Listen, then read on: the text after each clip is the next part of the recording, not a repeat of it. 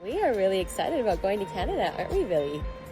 We are leaving in 10 days, so we have been preparing.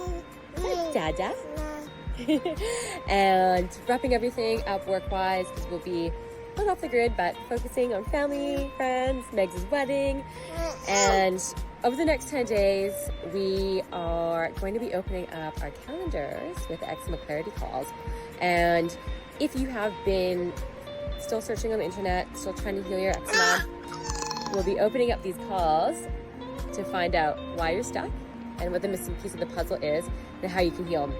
We've had numerous people go on these calls that have been so helpful. Diana was one of them, which was an impactful part of her journey. She actually, I'll post the interview.